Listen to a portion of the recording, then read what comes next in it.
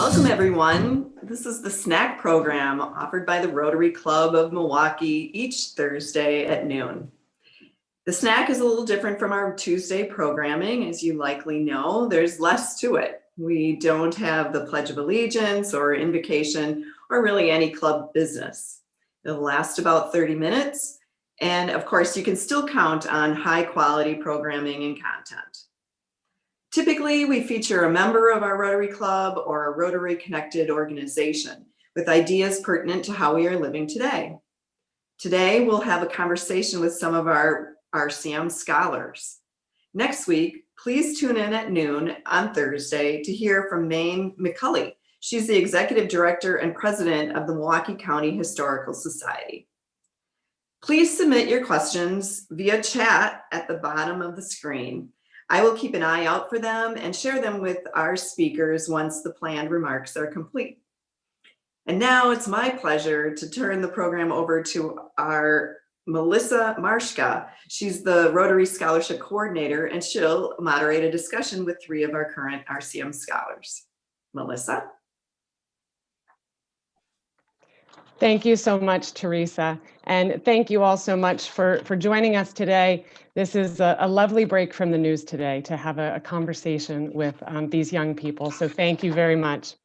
The scholarship program was started in 2009. Since that time, 25 students have graduated from the program, and we currently have 20 students enrolled. 3 of those scholars are joining us today, and I'm going to ask them now to introduce themselves and tell us where they attend school and who their Rotary mentor is. Dalicia, would you like to go first? Hi, everyone. My name is Dalicia Simpson. I'm currently a senior at the University of Minnesota Twin Cities. I'm majoring in developmental psychology with a minor in public health, and I'm also on the pre-med track. My Rotary mentor is Miss Jackie Barber.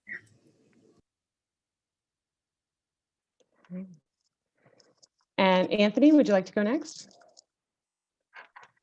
Hi, everyone. I'm Anthony Pittman. I'm a junior majoring in marketing at the University of Wisconsin-Madison. My mentors are Mr. Icebeaster and Mr. Kobe.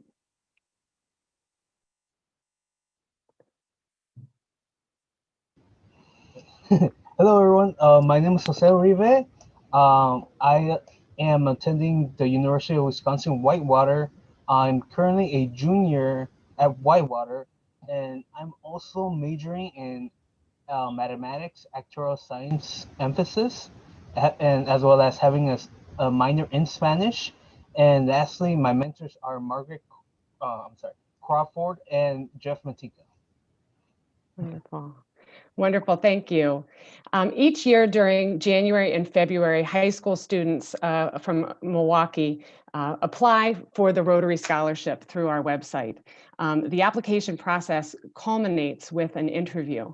So I was wondering if you would tell us a little bit about your interview, because we understand that that is a little bit different than some other scholarship programs. Dalicia? Yes, so for me, it was a little bit intimidating because, you know, as a high schooler, you're not really used to being interviewed at all. So I would say it was intimidating, but it was also refreshing at the same time. Like, it was interesting getting kind of a different aspect of people kind of like asking you about your skills and such like that. When it's not a job interview, when it doesn't have to do with a job, it was really interesting to learn that, and getting feedback from them also was super important. Great. Anthony? Yeah, I would agree with Dalicia. It was early in like my experience interviewing with just being in an interview setting, but I would say there was a heavy emphasis on what could I see myself giving back to the community of Milwaukee post undergrad, and I think that was huge. It really like forced me to start thinking about that, and you know, bringing talent back to the city. I think that was like a focal point of the meeting. That's very interesting, Anthony. Thank you. Jose, do you have anything to add? Yes. One word that I'll describe the interview, very intense. I remember walking into the interview, I was very nervous. Prior to that, I had two other interviews with other different scholarships.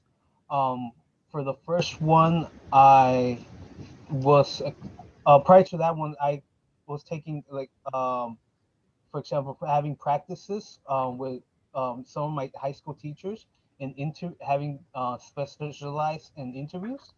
But once I got to like my first interview, I had the I'm sorry, um, the people who were there who were going to ask me questions.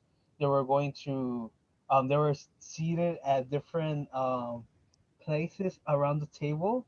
So that was very unexpected for me and kind of hard at first to like navigate to like being able to like not just like make eye contact with one person, but just like make sure to make eye contact with every single person in the room. So I feel like that experience, the first one experience in the interview was really helpful. And then later on, had going on to like different the second interview, I already knew like what was expected and not to be like really nervous. And then yeah, and then lastly the Rotary. It was the room that I was in. It was in my high school, so it was a little crowded. But I did manage to like make eye contact with everyone in the room. So I felt that even though I did felt nervous, a lot of nervous, but I was able to express who I was and then what I wanted to do in the future. That's wonderful. That's wonderful, Jose. And I think that it's very interesting how those little details about where people are seated in an interview can be so memorable. And it is a great practice to be flexible and learn to kind of adapt to the physical situation in an interview situation. So thank you. Another thing that's unique about the Rotary Scholarship Program is the fact that we pair each of our scholars with at least one mentor. So I was hoping that the three of you would share with us a little bit about your relationship with your mentor, how you communicate, how often you communicate, and what types of things you talk about. Dalicia? Yes, so again, my mentor is Miss Jackie Barber. I'd say that most of the time we communicate through text or we try to see each other, but you know, with these times, it's kind of hard to do that. But yeah, we usually keep up with each other through text. I just text her, especially like when I'm feeling a little down and such, but also when I'm feeling more on my high horse or like when the end of the semester comes and I get my grades. And even if I'm disappointed with them, she always like tells me like she's super proud and such like that. And even we also talk about more personal things as well, especially like my life track, my career track that I want to go down. She always sends me tips and programs I can apply for and things like that. So our relationship has like grown a lot throughout the years and I'm super appreciative for it. That's great. Anthony? Yeah, I'm thankful for my relationship with my mentors as well, Mr. Ice Beaster and Mr. Coleman. We communicate, I would say, on a monthly basis via email, just talking about progress, how internships are going, how school is going, things of that nature. So they're always keeping me on the right track and always there for advice and tips. May I need them along the way. Good, good. And Jose? First and foremost, I'm very lucky to have both Margaret Crawford as well as Jeff Martinka as my mentors. But the way throughout the years, the relationship amongst them and myself included has been evolving over time. And at a point that now instead of like thinking them as mentors, now I'm thinking more of them like my parents. Like really sweet. Margaret's really sweet with me, like a mother, which I really appreciate. And then Jeff is more straightforward, direct, like a father. But obviously, that's why I like having two parents on both. Thank you. Thank you. I like how it sounds like you each have developed unique relationships with your mentors, and I'm glad to hear that they're able to celebrate the exciting milestones with you, and also, help you when things are not coming so easily. That's great to hear. This year has been an extraordinary year for many of us, but it's been a unique challenge for college students. Can you tell us a little bit about how life changed for you last March, and what you learned about yourself during the last several months while studying virtually and having to adapt to all the different changes that have come your way? Dalicia?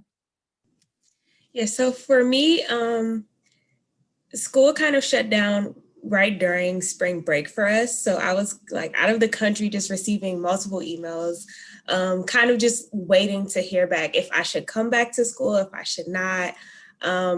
So I did end up coming back, but they kept extending our spring break like each day just because they didn't know what to do. And then they just decided that everything was going to be online. And it was super hectic because I realized like, okay, I have to move back home for a while just because I didn't want to pay for the rest of the semester to stay in a school housing apartment because it would be a waste of my money at this point. And so I went back home, but it was a lot of teachers like were kind of confused, students were confused, but the good thing was that a lot of my professors were providing a lot of leeway just because they didn't know what to do either.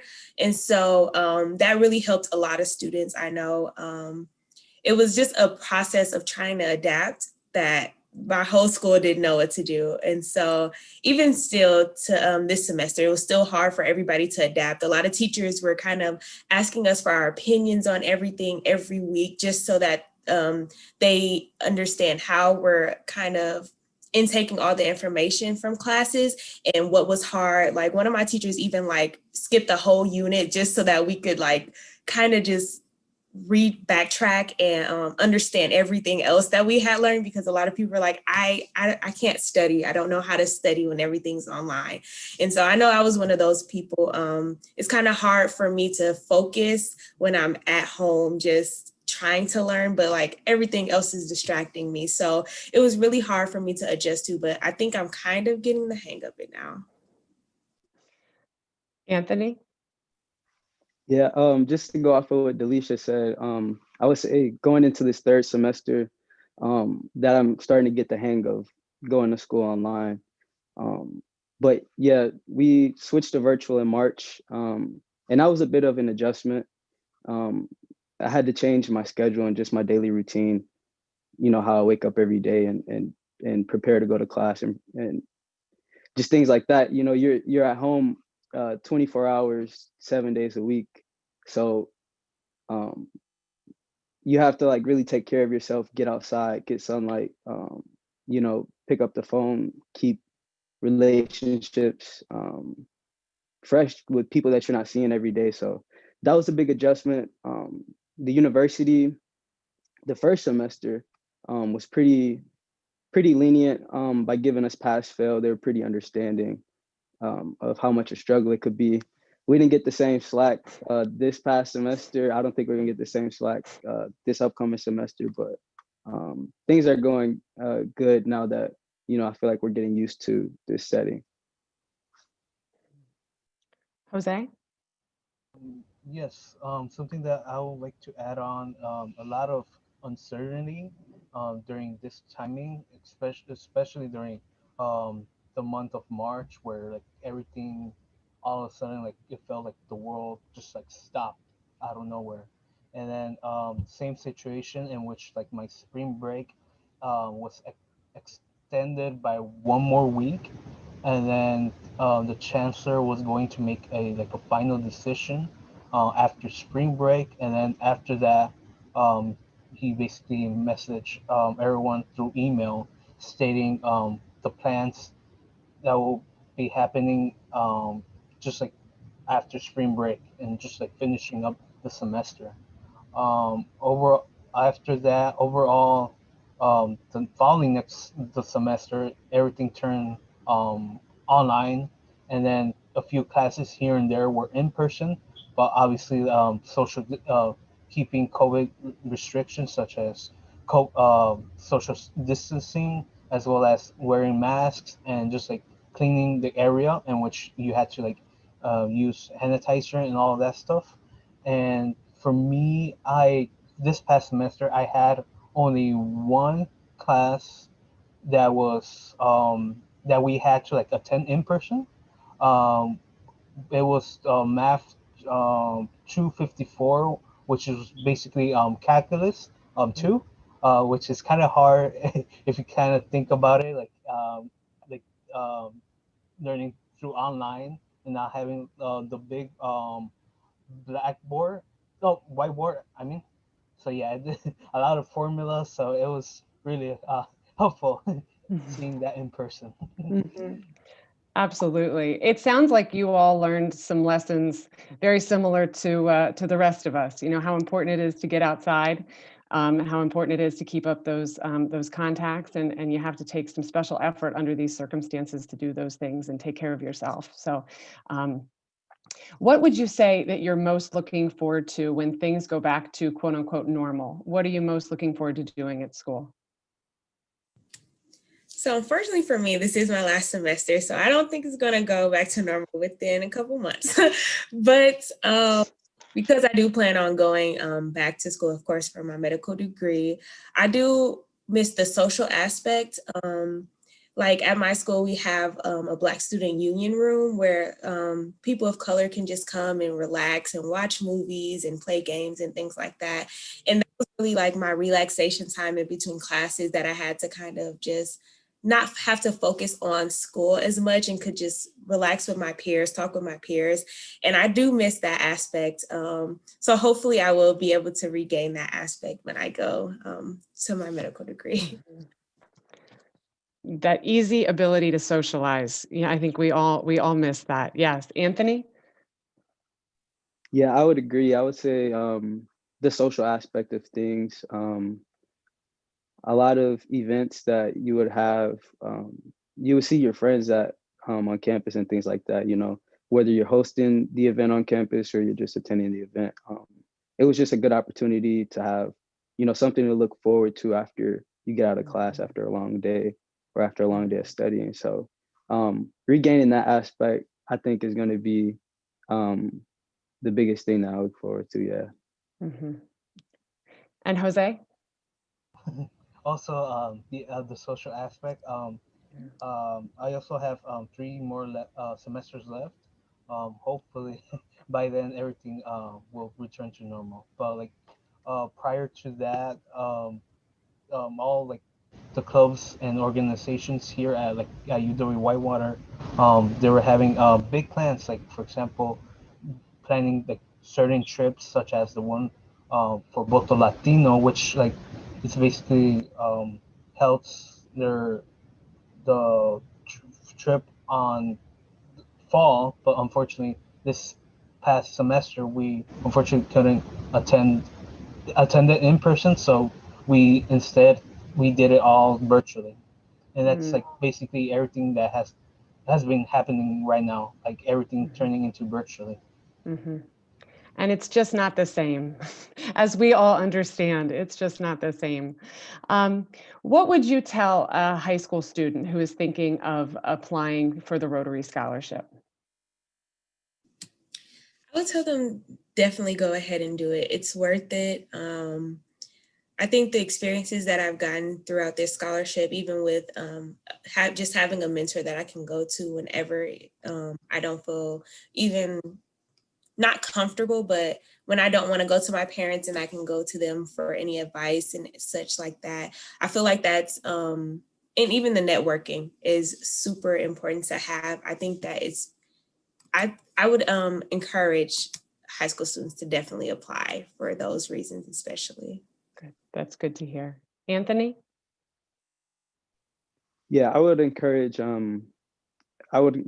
anyone to apply to this program because of the community that it provides you and the network that it provides you. Um, but as far as advice that I would give a new scholar to make the most out of the opportunity, I would say just ask for help when you need it. There's a lot of people within the network that can that can help you that have gone through different experiences or are on the same path as you. So utilize those people to the best of your ability. There are a lot of shaking heads right now, Anthony. A lot of people who are willing and waiting to be asked. Jose? Definitely, if you're like applying for this scholarship, definitely bring the best version of yourself to the interview, and just like overall when you're applying through the application. But mostly, the most important thing is that like what the Rotary is going to provide you throughout your college years. And definitely having mentors is like the probably for me personally, it's the best thing out of the program, because I really got an awesome experience in having them as my mentors. Wonderful. That's wonderful to hear. Well, we are so proud of you and the persistence that you have shown, especially this past year. Thank you so much for sharing your time. And Teresa, do we have any questions for these guys? Yes, actually we do, although I think Brenda Campbell's question about advice to new scholars, it was pretty much already handled there. One from Jeff Martinka is, if you were helping us to train brand new Rotary Club mentors to better work with or assist future Rotary scholars, what would you like to tell the new mentors to make them better for future classes of scholars? I can go for that one. I would say that continue to reach out to them. I know for me, it was kind of weird for me to have a mentor at first. I was like, I don't know how often I should reach out. The conversations were I felt like they were like superficial and I didn't really know her, but she continued reaching out to me and making sure that I was contacting her. And that's how our relationship grew. And now it's two-sided, of course. But I think without that push from her to like continuously reach out to her, it wouldn't have happened that way. But yeah. Thank you. How about Jose? Definitely the networking aspect. For me, coming from like a first generation family, like attending college, networking has like been very beneficial like throughout my like college years as of right now. And overall, I feel like Rotary exceeds that as well, like networking, because like for example, one of my mentors, Margaret, she was able to provide me like as of right now a connection, and then just from her network basically. So that's really helpful and something that the Rotary Club of Milwaukee should continue doing. The networking. Great. Anthony, any advice? Yeah, I would say break the communication barrier from the start. It took some time for my mentor and I to just communicate with each other on a regular basis for whichever reasons. But it was something that, you know, if he had a problem with, you know, my lack of responsiveness or vice versa, we will both follow up and check back in and revisit the conversation, see how things are going, and just come back to it. So yeah, I would say just have establish strong communication with your mentor from the get-go. Yeah. Great, thank you. Brenda asked another really good question. You talk about the value of the mentoring, but how significant is the financial support to you? Does it make a big difference in your ability to fund your education? Yes, I would definitely does. For me, thus far, I have not had to take out any loans, thankfully. And so I've been able to pay off school, even though I do get in-state tuition in Minnesota, it's still a lot of money without any scholarships, especially without the Rotary scholarship that I've continued to get every year, I do not think that I would be able to graduate without any loans as I am right now. So yes, the financial part definitely does play a huge role in even me picking this school as well. Great. Anthony? Yeah, I would say the scholarship definitely helps with covering books and other school fees.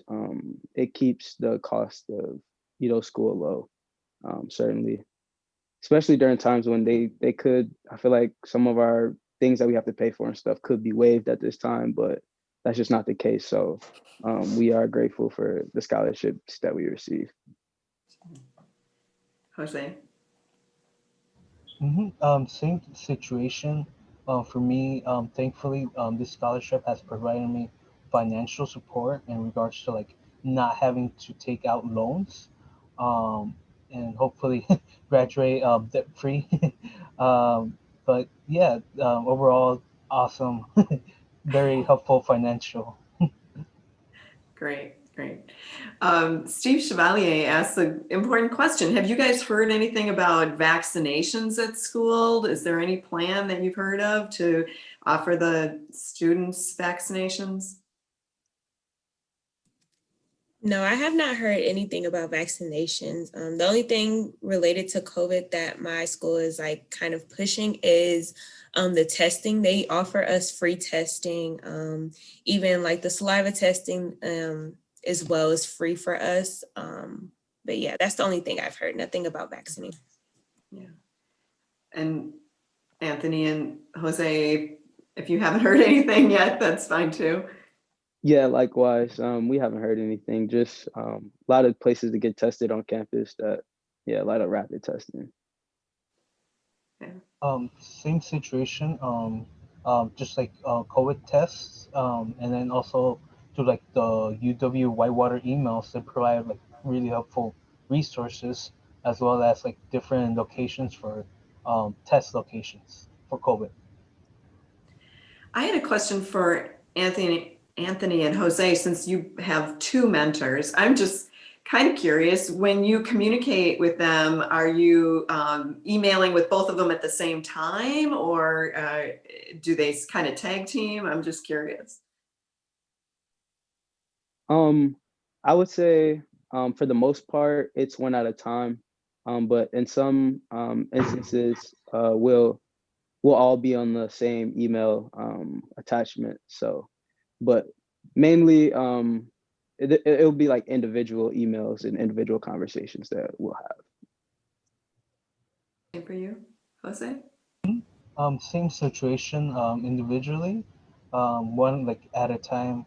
Really helpful, just to like get two different points of views on like, for example, the situation that I bring onto the table, as well as just basically suggestions on how like I can be able to like exceed this obstacle. Great. Thank you. I have a question for Melissa. Melissa, since you're new to many of the Rotarians, your role, I think, is not quite a year old. Is that correct? Can you fill us in a little bit on your role as Scholar Coordinator?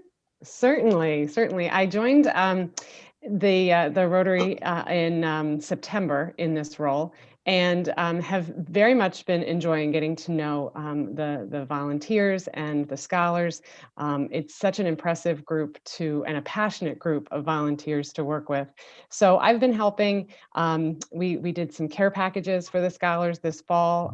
I've been helping with that project, they're all handing in their transcripts right now, and we're getting our spring scholarship checks out to them. So I've been helping with those sorts of things. And then on Saturday, we have our annual scholarship brunch, which isn't much of a brunch this year because it'll be over Zoom. So I've been helping with the planning for that. So those are the types of tasks that I've been doing, and getting to know everybody and enjoying it very much. Thank you. That's great. Well, Bill Coleman says you guys rock, and so does, oh, I'm sorry, am I reading these wrong? Brenda says Melissa rocks, and Bill Coleman says you're making us proud. You guys are great. I'm going to just open it up to see if there are any other questions at this time. We can just have a chat. Yeah, feel free to unmute yourselves if you would just like to talk.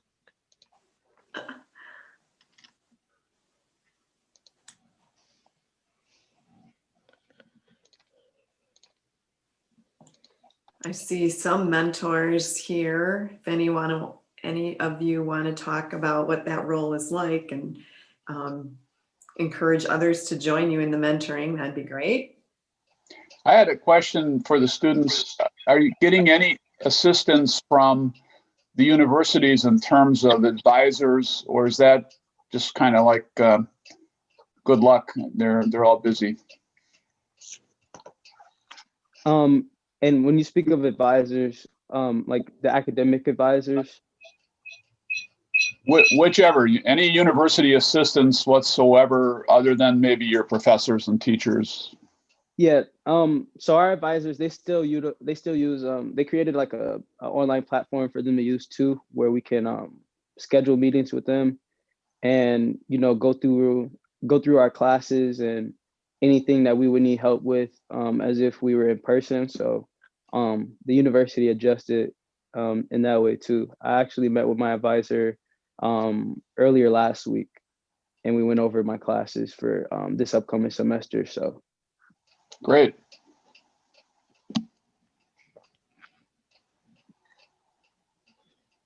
Super. Well, if there aren't any more questions, I want to thank you, scholars, for joining us. This has been really terrific. We are so proud to see the wonderful work that you're doing, and very glad to be part of your lives in our small way. And kudos to your mentors, who are really terrific Rotarians too.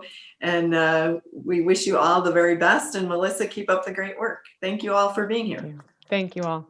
thank you. Thank you.